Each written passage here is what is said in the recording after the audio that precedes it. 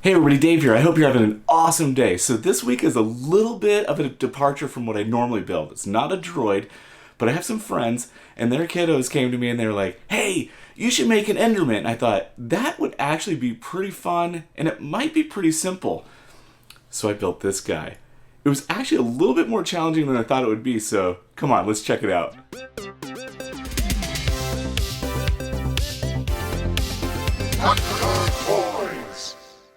Alright, so I laid this whole thing on the computer and it ends up the head needs to be about 2 inches by 2 inches. But the sides are 2 inches, so if I made the other walls 2 inches, it would be too big. So I actually have to minus the difference of the thick of the polystyrene. It was 1.87. I've got this whole cube built, and now this should fit together really nicely.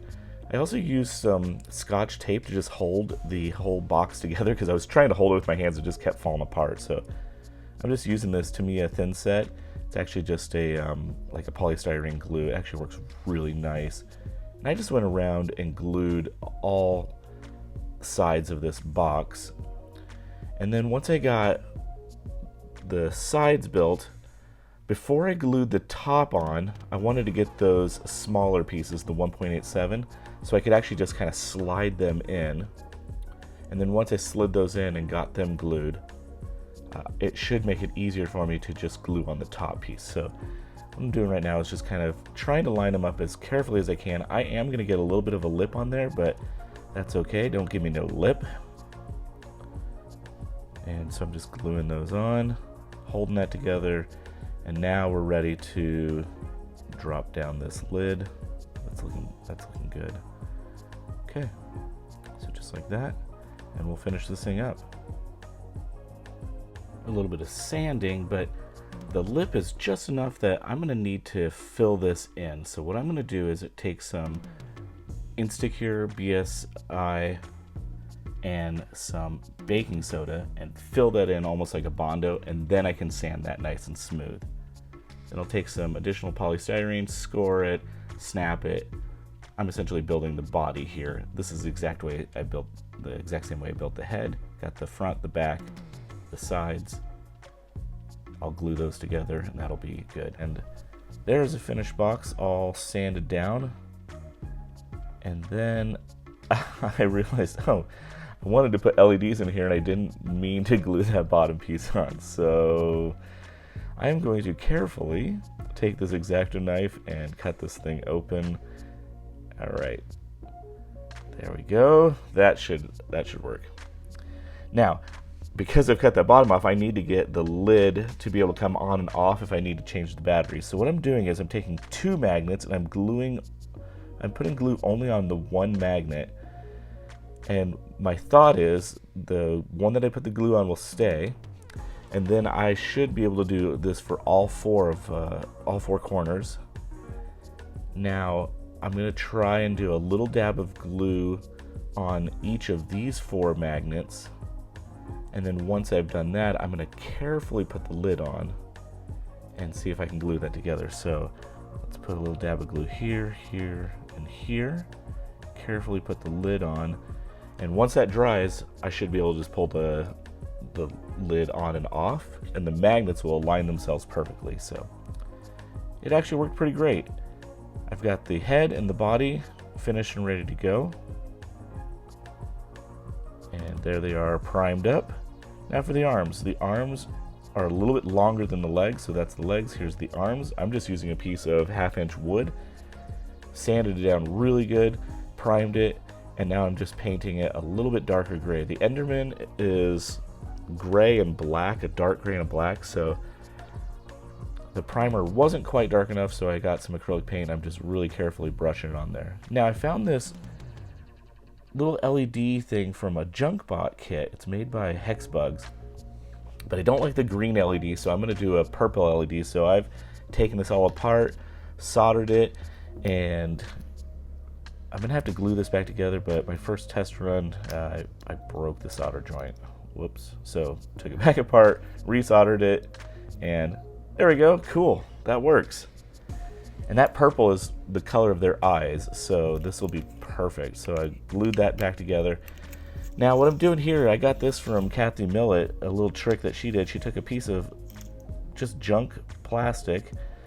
And I'm gluing a magnet here because I need to drop this into the body, but it's a hollow shell, the body is, and I don't want it to fall through. So you put that little piece of plastic on there, drill your hole, and then when you push that through, it gives something to make sure the magnet's held on and doesn't just fall into that negative space. So that worked out pretty great. Thanks, Kathy.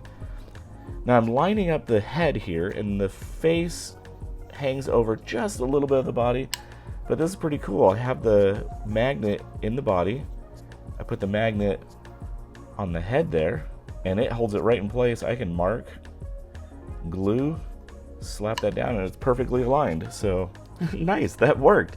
And this is just a cool thing of thinking through a problem to come up with a solution. So I put some symbols on my piece, so when I put it together, I could always get the correct alignment.